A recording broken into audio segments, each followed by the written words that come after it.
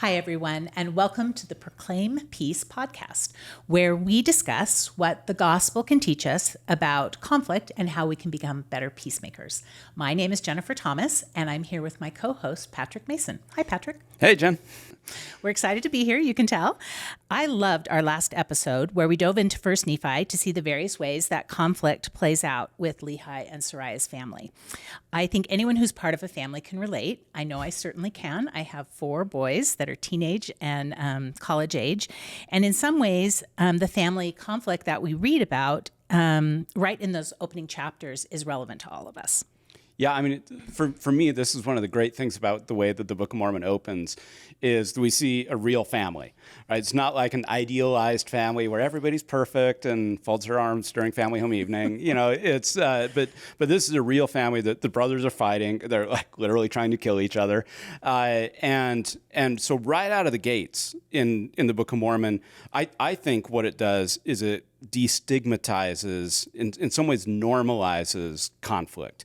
And here when I'm talking about conflict, I'm not talking about, again, not good that they're trying to kill each other. That's not the good thing that we're trying to say is normal, but simply that even in a prophet's family, right, in Lehi and Sariah's family, not everybody gets along. And I think that's a really useful model. So I have to say, again, 4 boys sometimes don't kill each other is the baseline we're all going for, right. But that's okay. We aim higher. But I would agree with you that this is sometimes one of the hardest paradigm shifts that people can make, because many of us are trained to be conflict avoiders, right? We just see conflict as a super negative thing, almost sometimes evil, and we try to avoid it. But I think what we'd like to present to all of you today is the idea that conflict isn't inherently negative. It's actually neutral and inevitable. In fact, that maybe we make a big argument that it is essential to God's plan for our happiness. There was obviously a proposition on the table for all of us for what would have essentially been a conflict-free world, and God rejected that. So we have to acknowledge that this is, I guess, one of the critical elements of being alive and being here on this planet, part of our mortal life. And I think that conflict arises from the fact that people are gloriously different, right? It's a lovely thing. They all have unique experiences, perspectives, and worldviews. And so it's only natural that we're all going to disagree sometimes. Yeah, so in a lot of ways, we can think about conflict not so much as a bug in the system or a flaw in the system, but it's a feature of a system where God creates all this diversity. Exactly, right? And we have to remember, again, going right to the Book of Mormon, that what Lehi will eventually teach us all in 2 Nephi chapter 2 is that it must needs be that there is an opposition in all things. So we know that there isn't happiness without also sadness, no joy without us feeling misery, that we're not going to feel any pleasure without pain. So we have to adapt to that and accept it. Yeah, and what I like there is it's not just along a kind of moral axis of good and evil, that a lot of the conflict that we experience in the world, there isn't an obvious right and a wrong. Sometimes it's just difference. Mm-hmm. And a big part of learning to navigate conflict and to deal with it in healthy ways is to recognize that there is a distinction when there's a clear right and wrong, good, evil, versus just differences of opinion, difference of worldview, difference of perspective. And of course, maybe the easiest way to think about this is the way that it's built into creation. We all get this in the sense that day is different than night. One isn't better than the other. They're just different. And it's oftentimes at those places where they meet where things get really interesting, a sunrise or a sunset. That's why they're so beautiful, because it's at this point of conflict where these two things come together. Think about land and water. That's where you get the beach. One of my favorite places. Right?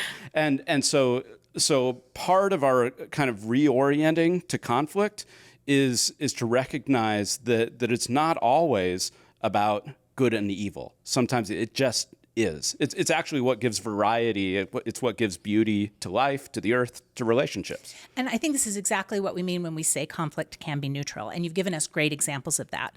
But let's take it back to human relationships, because that's what we're going to be talking about today. And I think we all, if we're honest with ourselves, have had that feeling that everything would just be easier if all of the people in our lives would just agree with us, right? That would definitely be true in my life. Right? Yes. It's true in all of our marriages, in our friendships, with our kids, kids, sometimes with people at church. If they just agreed with us all the time, that would be easy. But I think what we'd like to propose that we all think about in this conversation is that is us essentially assuming that we are right and the conflict is caused by their difference. If they would just be the same as us, the conflict would go away. And I don't know that would be actually so great.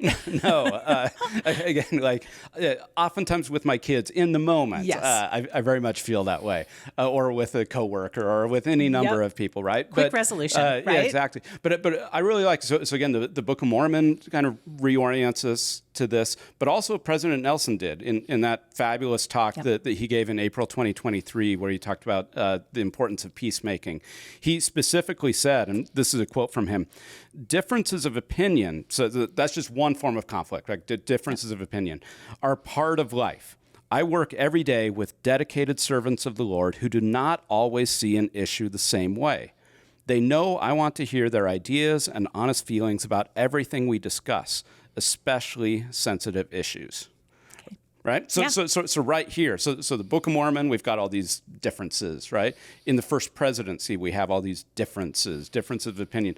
And I think what's really great then is then he says, it doesn't matter that we have differences of opinion. What matters is how we approach it, how we handle it, what we bring to it, right? So this is the difference between conflict and, say, contention. And because he talks about, he goes on to say, like, within the first presidency, the way that we do this, the way that we are able to work through these differences of opinion, these disagreements, as he says, is because we disagree with pure love for each other. Neither one of his counselors, he said, suggests that he knows best and therefore must rigorously defend his position at all costs, the way that we sometimes do. Neither evidences the need to compete with the other because each is filled with charity, the pure love of Christ. Okay, so that is such a fantastic perspective, and I especially love that President Nelson and both you have brought that back to Christ. And I think that one of the things that we also see in Christ is that he engages with conflict, but he does it without contention or coercion, and that's kind of what we want to normalize over the course of this podcast. So we've got both the Book of Mormon and we've got President Nelson telling us that conflict is something that we can expect, that we don't have to be afraid of it, and it doesn't make us bad people that we're in the middle of it. But they're both telling us really clearly that there are ways to do conflict well and there are ways to do conflict badly. And I think we need to be aware of the fact that there are circumstances in which conflict is hard. It isn't always neutral. Like sometimes someone does us wrong, right? There are times when those differences of opinion seem like they are of such weight and they have such critical outcomes that if we can't find a resolution, people will really be harmed. So I think we need to figure out how to do this. And I guess that's the big question, how? Right? Yeah, and so I think that's exactly what gets us to what we wanted to talk about in the rest of the episode today, is that recognizing, and again, First Nephi is a great laboratory for this. It's not just differences of opinion. It's not just, do we eat Mexican or Chinese for dinner tonight? Where are we going on the family vacation? Exactly, right? I mean, people are actually getting hurt. Yep. And so what that means in a real world where real conflicts lead to real pain and oftentimes trauma is one of the resources, one of the tools that peacemakers need to have is forgiveness. And so that's where we want to go with the rest of this episode. I love that, because I think that this is actually the solution that Christ himself is offering to all of us, right? He's telling us that you need to learn about forgiveness and the role that's going to play in peacemaking. And in First Nephi, it is so clear that there is such a deep need on the part of many parties for forgiveness, right? It's not, but it just isn't there. It just isn't frequently a major part of the dynamic between Nephi and his brothers. Yeah. So I think that's one of the ways we want to think about this differently. Yeah, exactly. So what if there'd been more forgiveness in that family? And what are some practices that we can bring to bear? And again, I really appreciate that, because I think what this reading does is Nephi's family is in many ways not offering us do this exactly the way I do it, but they're inviting us. I think Nephi is inviting us into a counterfactual. He says from the very beginning, this is how things have played out. I want everyone to kind of learn differently, right? So I think this gives us the opportunity to realize that, well, what happened to Nephi and his brothers is set in stone. We know how it played out. In fact, we know how it played out, not just in their immediate family, but how it played out over generations.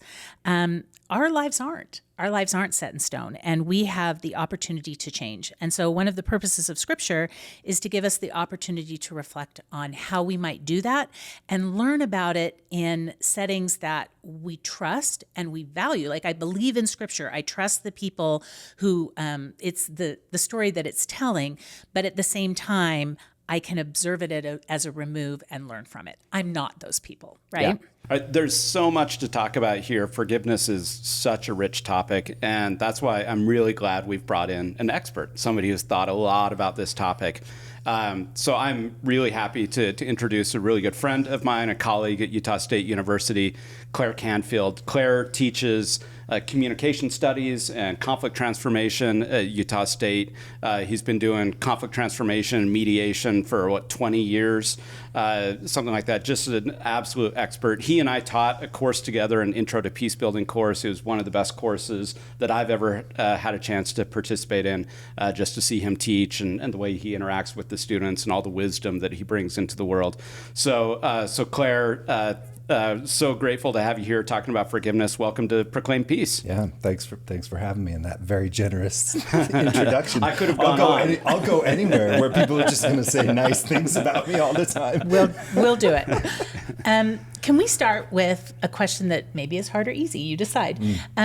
We are interested in hearing how you personally define peace. It can be broad, or it can be in the context of what you're going to talk with us about today.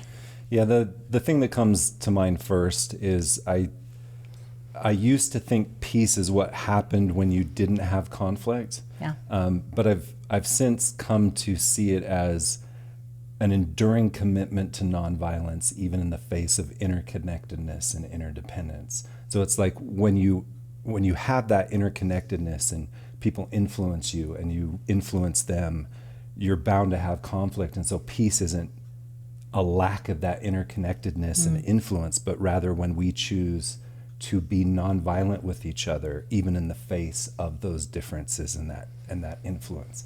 So to me, that is really crucial to how I see peace. I love that, because I think peace without interconnectedness would be yucky. It would just be an absence of all the good things in life, It's right? like solitary confinement. Yeah, solitary confinement, right? Right. Absolutely. Sometimes I think that might be the only way some of my children can be peaceful. Can be peaceful, right? Right. You over there and you over there. Right. So, well, and maybe Lehi and Soraya felt that way too, right? Yeah. And this takes us right back Is that into... why they sent them back to Jerusalem? Yeah. Maybe, They right? just wanted 5 minutes. Out of the camp. I've never thought about that, but so here we are. I mean, we could talk about lots of different episodes within the book of First Nephi, but I think if we were to zero in on one of these stories in First Nephi 7, remember that they've got the family of Ishmael with them now, so they're married off, and the group in the wilderness has grown, and here they are yet again. Laman and Lemuel are fighting with Nephi and actually threaten to kill him, right? And so another act of violence, and it's actually the pleadings of some of the women from the family that sort of gets things to settle down a little bit. And then Nephi specifically talks about forgiveness. The brothers, Laman and Lemuel, feel sorry for what they've done in response to this, and then show remorse. And then Nephi says that I did frankly forgive them in verse 21. And so Clair, how do you, kind of your first reading of this story as you respond to this story, what are the dynamics that you see going on here in terms of the way that forgiveness is operating here? Yeah, it's interesting that word forgiveness pops up twice in that verse, right? Yeah.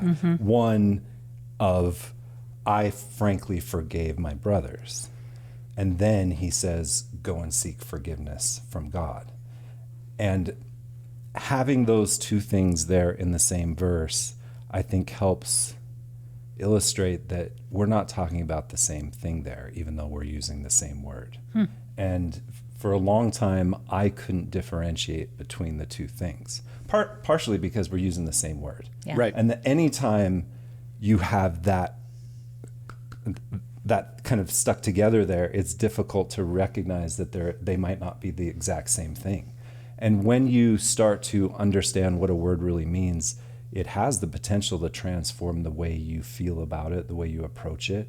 I think a little bit about President Nelson's talk early in his presidency when he began a talk starting to discuss the gathering of Israel. He's like, I've always been fascinated. And I was like, I'm about to check out of the rest of this conversation because I have never been particularly fascinated by the gathering of Israel, right? And I didn't really even totally understand that. And then he proceeds to say, actually, I learned this thing that the word Israel actually means let God prevail.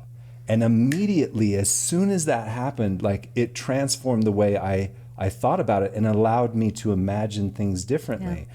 And for most of my life, I have seen no difference between the forgiveness that is offered to me from God versus the forgiveness that I extend to my fellow beings.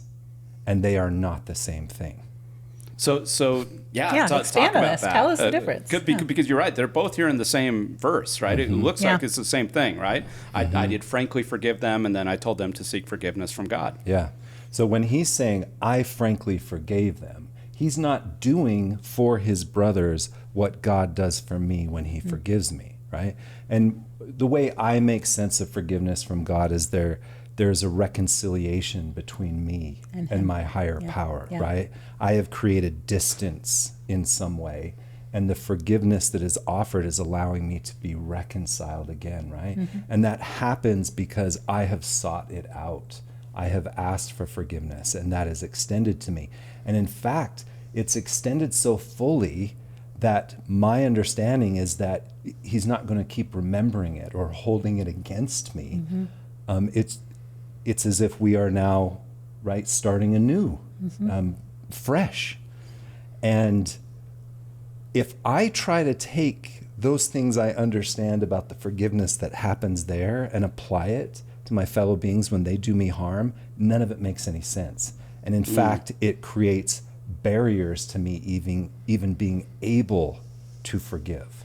Because what forgiveness is to me, to my fellow beings, is that I turn the feelings that I have towards them when they have harmed me and dehumanized me, because this is going to happen with a bunch of us imperfect human beings running around each other, and we're in close physical and emotional proximity sometimes because we're in family units, which are so important, or community groups, all of these things that we need, and we do harm to each other. We're bumping up against each other in sometimes really painful ways. And so what do I do about how I then feel about other people when they're doing me harm, right? You've dehumanized me. My natural reaction is to feel hurt from that, to feel betrayed, to be angry, right? To have the energy that comes from anger to try and change things or protect something or make things different, right? That's the conflict that we're wanting to create some change. And if I don't know how to deal with what is left behind from other people doing me harm, then I spend the rest of my life as an angry, hurt, betrayed person. So I completely agree with you that these are hard concepts. I think some of these the most beautiful concepts and opportunities that God offers us, like atonement, forgiveness, they're sometimes the hardest to understand. Yes. So I have loved what you've just said, and can I repeat it back in a way to you to see if I've understood? Yes. So what if I hear you saying is that you're telling me that when I'm in a relationship of forgiveness with God, God is perfect. God's staying in the same place. The forgiveness process is me deciding to move closer to God, and God reaching out and accelerating that process and pulling me toward him. Yeah. He doesn't move. He's always good. He's always perfect. I'm going through huge change. But that doesn't work if it's because Patrick and I have been in a fight about a podcast episode because neither of you because are neither God. of us and if either of us act like we're God, it's going to be a huge obstacle to the process. Because the other right? person always knows we're not God. Always Right? knows because I know Patrick knows I'm lying, right? And for me, how I see God is love. Yes. That God is love. And so he never has to change how he feels towards me. Okay. But I do have to change change. how I feel towards you because I'm not a perfect being of love. I get hurt. Yeah. So And I want to withdraw. So forgiveness between two people to work actually requires them moving together. They both have to do moving and both have to do changing to some degree. Ideally, that would happen. Okay. If we want to reconcile, both people are going to need Okay, to so be that's moving reconciliation. together. But forgiveness isn't reconciliation. There are you're going right. to be situations where the other person doesn't move Okay. at all, that they never look to come closer, right? They have done harm and they have moved forward, or they may not think they have done any harm at all. Yeah. I've had plenty of situations where people have been hurt by things that I've done. I did not intentionally harm them. I didn't want to harm them, but I did. And my intention is different from the impact that I had. That you had. Yeah. Right? And so if I have impacted them in that way, that they're having to deal with that. Right? Yeah. Now, ideally, if we can reconcile, we're both making movement, but forgiveness allows me to change my heart no matter No what matter the other whether person the person does. moves or not. Yeah. I mean, here in this story at least, prior to Nephi saying, I frankly forgave them, we do have Laman and Lemuel saying that they have remorse for what they sorrow. did, the sorrow for what they did, again, as brought about from these pleadings, interestingly, from these women in the family. Yeah. And so... But Nephi is writing this a long time later, right? He's remembering this story. And so he knows that Laman and Lemuel are going to hurt him again and again and again, even after this moment. And they have, right? He's writing this even after the family is split up and they're at war with each other and so forth. So what does forgiveness look like? I mean, it looks like at this moment, Laman and Lemuel really are sorry. I mean, it seems evident. It seems even Nephi recognizes that their sorrow is genuine and sincere in this moment. But they're going to repeat the same things over and over again. I think a lot of people, that's where forgiveness is sometimes hard. Yeah. Like, okay, I know you're sorry right now, right? But this is like this pattern of behavior. Like, I'm not sure that I can expect you to actually change. So what does forgiveness look like in a relationship where That the other person won't move. Yeah. They won't. Yeah, and perhaps part of what we're reading there makes it hard to understand forgiveness, because when we read, I frankly forgave them, it's like this instantaneous thing that happened, right? Now, Magic, right? Yeah. Now, in order for forgiveness to occur, where I can take feelings of hurt and betrayal and harm and damage and dehumanization and the anger that's left behind from that and transform that into positive feelings towards the person who offended me, right? I go from having malevolent feelings towards them to having benevolent feelings towards them. And in order for that to happen, there are three things that can help with it. And we see one of the things in this situation, which is the other person is sorry. They are penitent, they apologize. And there's some serious sorry here, right? Yeah. Like they talk about getting down They, like, on fall their down. knees Yeah. and we're so sorry. And this is somebody that Nephi has a relationship. This is family. It does not surprise me that he is immediately able to transform that hurt back into feelings of love or positiveness towards his brothers because they were sorry. And they showed it. Yeah, and when we read something like that, we may get the idea that that's what forgiveness looks like all the time. That I should just be able to frankly forgive you immediately after the harm that you have done, whether you asked for forgiveness or not, right? So I mentioned that kind of those like 3 ingredients. If it's useful, I like to think of, maybe like one of those cups that we're trying to fill. If we can fill that cup, then those feelings of hurt and anger and malevolence towards the person who did us harm, we fill that cup, and then once it overflows, we begin to have transformed that into positive, benevolent feelings. So there's 3 things you can put into that cup. One is the penitence or the apology of the other person. And sometimes that is enough. For me, if my daughters do something that hurts me, right? Yeah. For example, there's this chocolate home kind of small chocolate company in Brigham City, where near I live, Idle Isle. They make the most delicious almond balls. They are fantastic. You've had them, I right? have had these. Yeah. Yes, So I have a mother-in-law from Cache Valley. So Yep. amazing, right? So I have a box of these that I hid in my drawer because they were for my These birthday. are mine. They were mine. I really like them. This is my special and treat. I like to kind of dole them out over a period of time. So I have this box of chocolates, and I open up the drawer, and there's just almond crumbs. There has been a raid. There has been a raid, and I know who raided it, right? It's my oldest daughter. And I'm like, child of mine, what have you done? I have so few things. Yes, right? And I'm like, you ate all my chocolates. And she's like, I know. I'm sorry. I just really like them, right?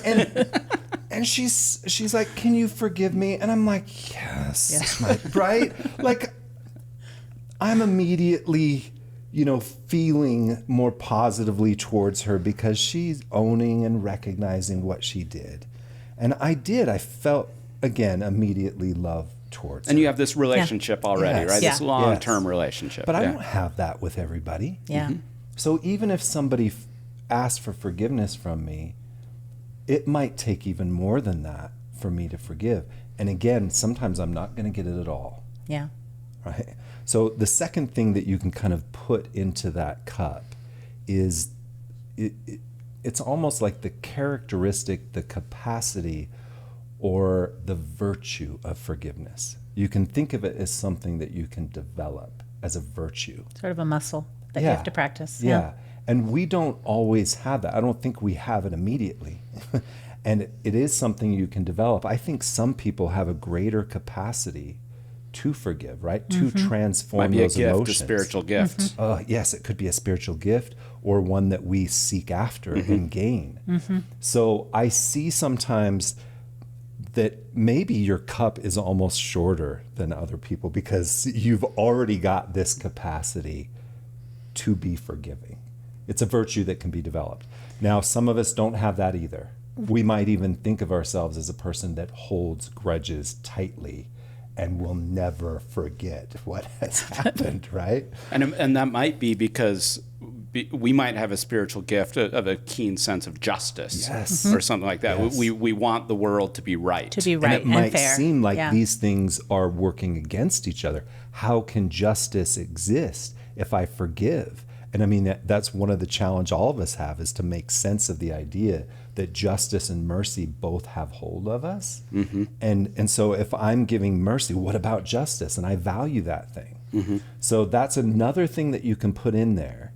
But again, we may have differing levels of that at any given time in our life. So before you move on to that third, I actually, and I'd be interested to hear if the two of you agree with this, but I would be inclined to say that probably societies and kind of the zeitgeist around us incline us towards certain kinds of behavior and thought, right? And I would say that right now we probably aren't as inclined towards that second idea of forgiveness, right? Of developing the muscle.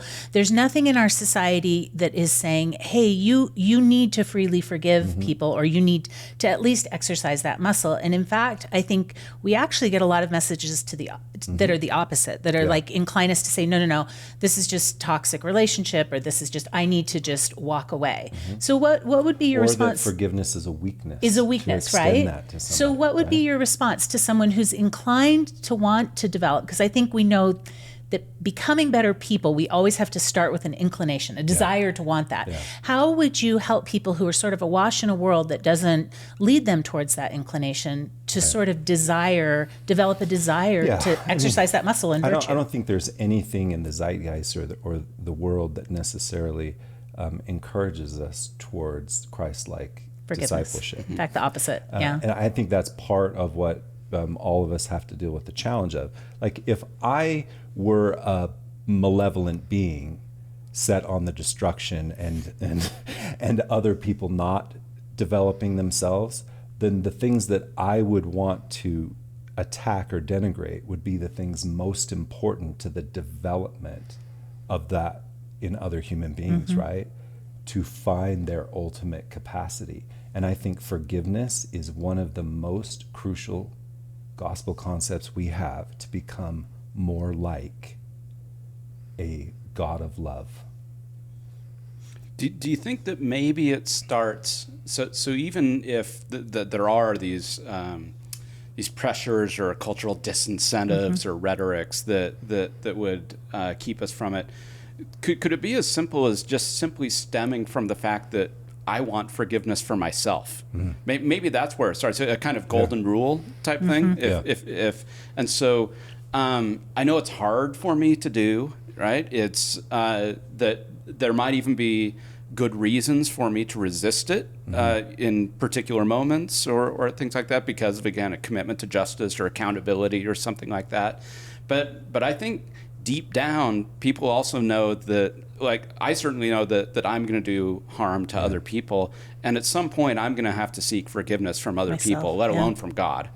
And so this just simply becomes a kind of thing that if I want this virtue exercised towards me, just karma or whatever, right? I'm going to have to project that out into the universe as well. I'm reminded of a scripture that talks about, like, when I do something good, I am immediately blessed, right?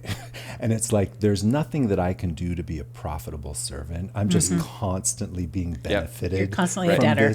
From this benevolent God who is trying to give me gifts and love and that type of thing. And forgiveness, right? Yeah, and so it's like I never earn my keep. You never get ahead. I never get ahead. And that can sometimes be a way to be motivated to do some of these hard things, is to realize there is something in this for me. In fact, I see forgiveness as a selfish act. I think it was the Dalai Lama who once directly said, forgiveness is a selfish act. And I love that, right? Because it's what it does for me. I am just a better human being when I see the full humanity of other people, when I can have feelings of love or benevolence to others, even those who have done me harm. And in fact, especially those who have done me harm, right? We have never been tasked to just love the people who are easy to love and love you back.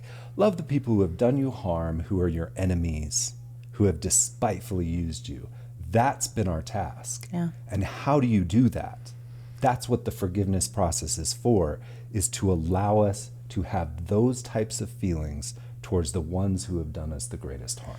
And I think I have no evidence to support this. It's just personal experience. But to me, it's very much a virtuous cycle. The more I am willing to forgive, I feel like I'm in a better place to ask for forgiveness of others. It doesn't feel hypocritical, whether it's I'm going to God or I'm going to another person. Even if it hasn't been forgiveness exchanged in that relationship, if I've offended Claire and I can go to him and ask for forgiveness, it's just easier for me than if a problem arises in a different quarter to either seek or forgive.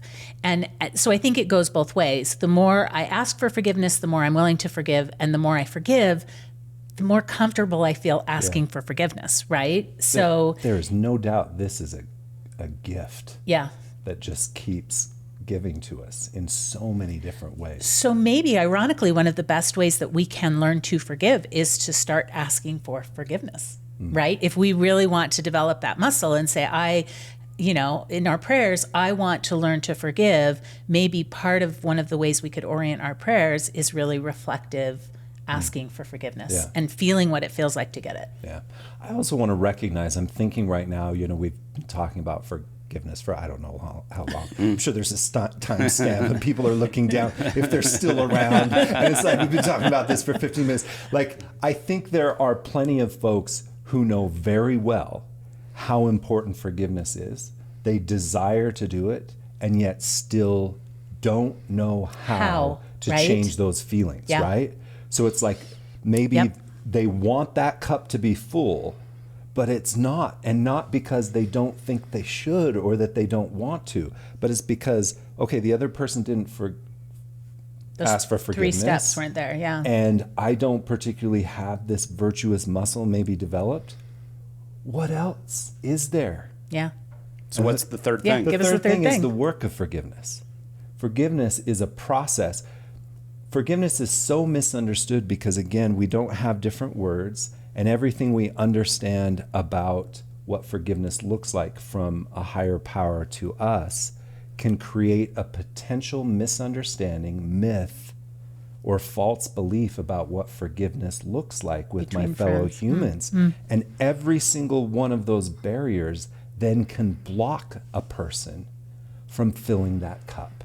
And I have witnessed hundreds of examples of people desiring to change the emotions that they have trapped in them, right? The emotional prison that they're in from the harm that's been done to them, the dehumanization they've gone through. Yep.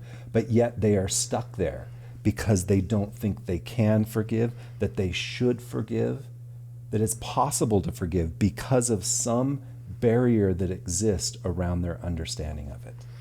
So maybe this is a good place to ask the question is, what do you think in your experience is the relationship between forgiveness and peace? Right? Those barriers, on the one hand, it might seem obvious. We can't have peace in our lives and societies if we aren't willing to forgive, if we perpetually, are angry with other people. But does forgiveness in some ways rob justice? I mean, how do we create peace if we just... When I think about in terms of like what impact does this have on peace, I can think of my own experiences of when I have had those emotions towards somebody that I've felt has done me harm or dehumanized me, and it can change my behaviors, my behavioral patterns. I know plenty of people who stop going the same route through town or no longer go to a particular restaurant, or maybe don't even want to be in a certain town, or like their whole behaviors shift or change, maybe even their whole worldview. Like, is there a group of people in the world that you just immediately have distrust towards, right? Because some member who you might associate with that group you believe has harmed you in some way, and now you have this distrust towards maybe half the population, right? It's like, you can't trust. Like, I've seen so many broken hearts that lead to now this massive shift in my whole worldview. Einstein once said the most important decision you can make is to determine that the universe is a friendly place. And when you've been harmed, you feel more like Hemingway said, where the world breaks everyone, and you just feel broken. Be an Einstein. Right? So how am I supposed to have peace in the world when I am walking around with that distrust? And sometimes I bury it so deeply I don't notice it all the time. But I know plenty of people that you could be driving down the street and you've given no thought to the harm that's been done to you in the past, but then you pass that vehicle of a certain color, make, and model and it all comes rushing back. Or the song comes on the radio, or you smell a certain scent of perfume, or maybe you hear a name. I know plenty of people who would never name their child a particular name because someone done me wrong in the past. And will Frank be uttered in this, right? Sorry, Franks, if there's any listening right now. You're all good people, Frank. But how do you have peace if that is carried with you indefinitely? And forgiveness is how you transform those emotions that that have changed your whole worldview, your behaviors, your patterns, the way you see yourself in the world and the way you see other people. And we haven't even started talking about how you apply that to yourself. Yeah. Well, let's, as we move towards, we could do this for hours and hours, right? I mean, this is not something that we can just all figure out in 45 minutes or whatever. But I think this is a good start. And so as we think about application and the way that this can actually work, can you talk about that on a personal level? Absolutely. In terms of the ways that you've practiced forgiveness, maybe had to learn how to exercise those muscles and how that brought peace into your life in some way. Part of that for me started when I was able to start to differentiate between what forgiveness is and what it isn't, to start to pull apart some of those myths and misconceptions I had, because I tried the things that I thought forgiveness was, such as forgive and forget. Maybe people have heard that before. So I have forgiven if I just forget about it. And the kind of mental gymnastics it takes sometimes to try and just pretend like a thing didn't happen, it actually can lead to mental distress and disease, right? Yeah. Like, it's not healthy for us to try and compartmentalize entire experiences or portions out of our life. Also, sometimes it's really unwise to forget things that have happened to us because we open ourselves back up for that same thing to happen. Even from a different person. Yeah. Right? And I also thought that forgiveness meant you condone the behavior and you just let the other person off the hook. And that got me stuck because that's not okay, what happened to me. And if I just pretend like that doesn't matter, well, now I'm dehumanizing myself by saying, yeah, I guess I deserve to be treated in that way. No, forgiveness is just not letting it go or forgetting about it, or permissive or condoning it, or having no boundaries and let other people do whatever they want and I'll just like you anyway, right? It's not that either. Because again, do you see how those are connected to the way I understand forgiveness from God? God forgets, so I must have to forget, right? Nope, that's not what this is. God absolves it. Doesn't hold it again. No, that's not what it is either, right? God reconciles with me. Sometimes I think I can't forgive because I don't want to have a relationship with that person. I don't want to open myself back up to the harm. You don't have to reconcile with somebody in order to forgive them. But that's what I thought it was. So all of these misconceptions made it so I couldn't even do it. But once I started to figure out that forgiveness is also not just saying the words, because when Nephi says, I frankly forgave them, the forgiveness didn't happen because he uttered the words. The forgiveness happened in his heart. And we sometimes think forgiveness is I say it to the person. I forgive you. And that's what our parents tell us to do.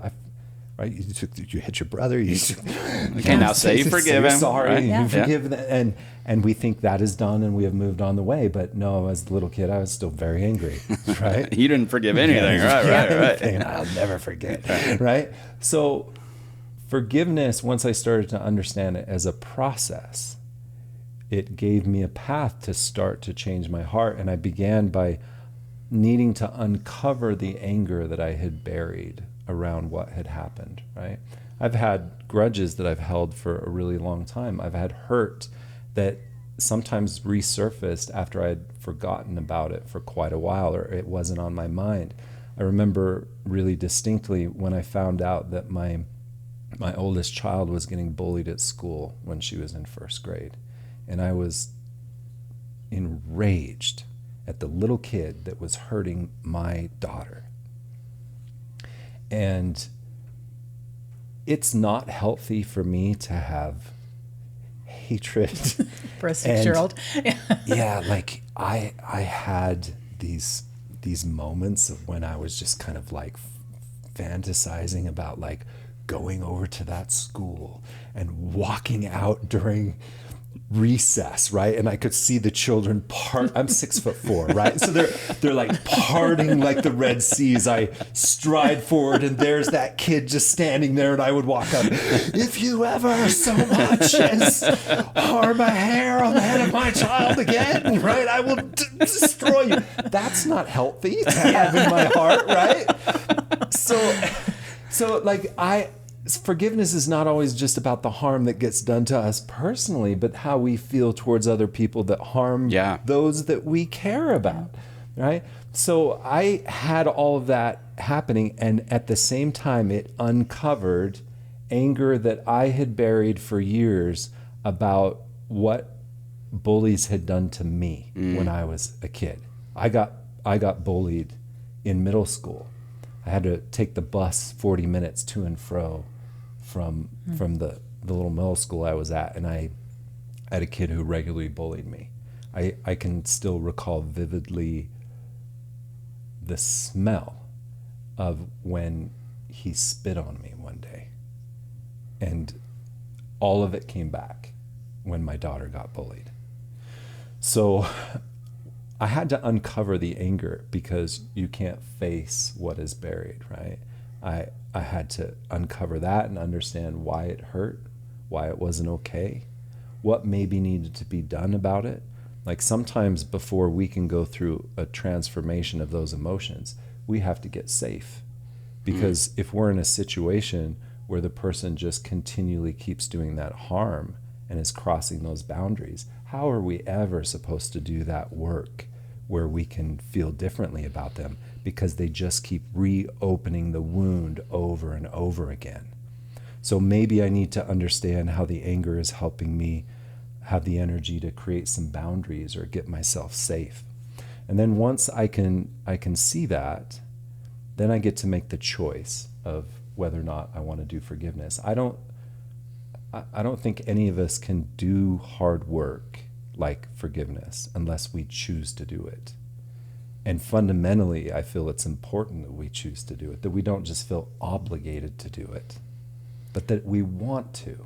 Well, and I think what's so interesting to me is we started this episode by talking about a narrative of a family and a very specific moment in which forgiveness happened that didn't prove to be lasting. And we see, over the course of this chapter and a few chapters forward, how that plays out in a family. But it's so intriguing to me that this book, which was written for us and written for our day, a time when people are fairly contentious, where we tend to want to solve problems. All of the movies, everything tells us to solve problems exactly the way you described. Yeah. You wanted to handle it on the playground. And the book opens with this opportunity where conflict could end in forgiveness, and it doesn't. And then we see it goes from the intimate and the personal to the macro. And we see how over the course of generations, how that absence of forgiveness plays out. And I think, and the moments in which people achieve it, the society's healed. And the moments when they can't, they go back to their old ways, it isn't. And I guess I just bring that up because I think there's huge value in doing the work of forgiveness. We talked about a gift to yourself, right?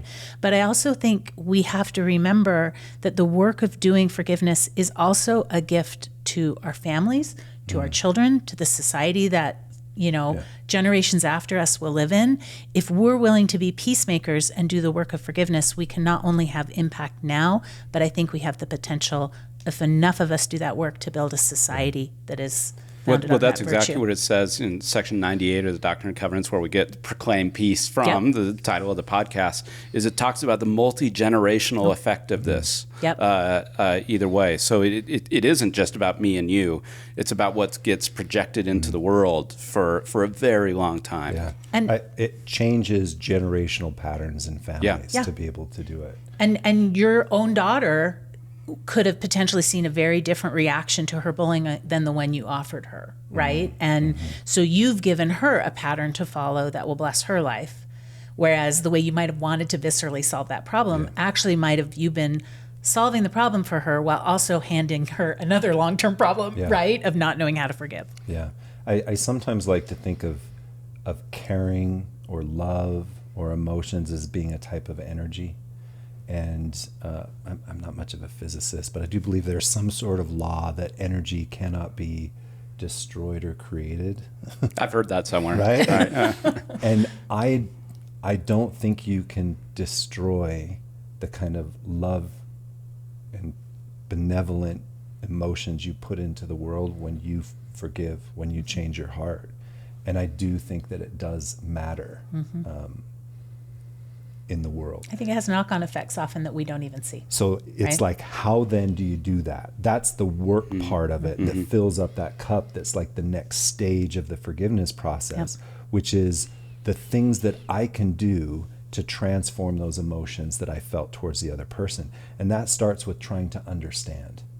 I don't want to understand oftentimes how it is possible that somebody could have done me harm for any other reason than they must be a bad person or they meant to do it. Their intention and their characteristic, right? And so as soon as I demonize them and I think you're a bad person because you hurt me, I have now dehumanized you because you dehumanized me. We are now creating this reciprocal pattern of dehumanization back and forth. The opposite right? of forgiveness, Revenge, right? holding a grudge, right?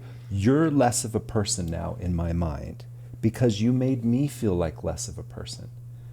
And so I have to find a way to understand that you could have done me harm while still being a fully human person deserving of dignity and love as much as I am.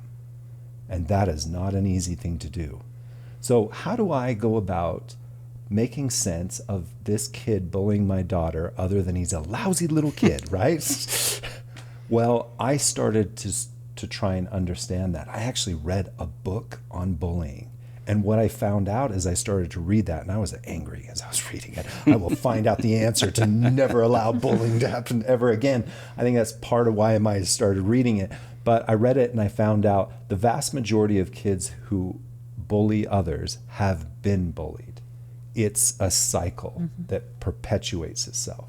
I also started to learn something about the kind of the family of origin that this kid was coming from, and he was coming from difficult circumstances. I also think that I figured out that he probably liked my daughter and had no way of communicating that in a healthy way. This was also a kid that was dealing with being perhaps the only black kid in a primarily white neighborhood. And each piece of that, as I started to piece together how it was possible that he might have engaged in that kind of behavior towards my daughter, it started to shift the way I thought about him. And as I started to understand, it led me to the next piece of the work of forgiveness, which is developing compassion, right? Working on compassion. So can I feel kindness, benevolence towards somebody because I can see that they're suffering? This is what compassion is, right? I see you suffering. I connect with the reality of that being part of the human experience, and I can have kindness towards your suffering. And I started to feel that, right? I started to imagine, understand what it must have been like for him. And I just started to notice I didn't feel the same way about him. And I don't feel that way about him now either. Like, it's really tough for me to think about that kid without being almost overwhelmed with a sense of compassion. And that led me to the next step in it, which is like offering a gift. Offering a gift to the one that did you harm. And look, if you're listening to this right now and you're like, oh no, not doing that. Forgiveness is a process that does not have to be rushed. And if you're not ready to do that thing, then that's not where you are in the process. You need to go back to where you are. And you just might be needing to uncover some more anger, right? Or understand what forgiveness is and what it isn't, make a choice. This is where I came to in the process. And it wouldn't be appropriate for me to go give this stranger, a present on his birthday. This is not the kind of gift. But of course, there are many ways to give gifts. And what I did is I put out to the universe and I prayed for this kid that he could find healthy relationships, that he could find wholeness in his life. And, it reminds me of pray for those who... I was just going to say, I remember somebody saying something about that. Yeah. Right. And so that process of me desiring good for him continued to change my heart. Right. And as I faced as I did that, I also then got to face all of my own emotions. It's amazing what you can learn about yourself, and as you have to face all the emotions that being harmed brings up. For example, I had to face the reality that I could not protect my daughter from harm in the world. And I love her. And how do I reconcile what it means for her to have choice and other people to have choice, and that we're going to harm each other, and that I can't stop that from happening, and I can't protect her. So many things that I got to face around my own emotions, because when I had to face that, part of me wanted to just pull back. It's like, if you don't care, you don't get hurt, right? So what does it mean to like be able to fully care and fully love while knowing that's going to bring you pain, right? And I think there's a direct relationship between suffering and love, right? Our ability to suffer deeply gives us an ability to have compassion and love at an incredibly deep level. And I want to be able to do that. So I had to face the emotions of, okay, you're going to hurt then. Mm-hmm. If you want to love this child that way, if you want to love other people that way. And as I did that and those emotions transformed, I found all the gifts that come with forgiveness.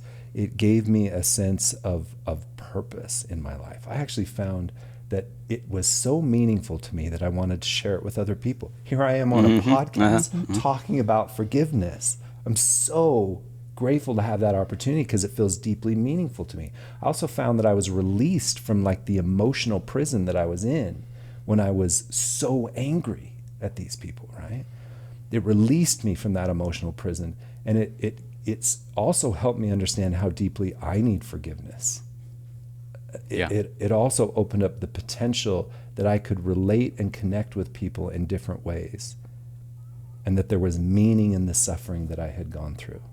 And that process, that filled the cup.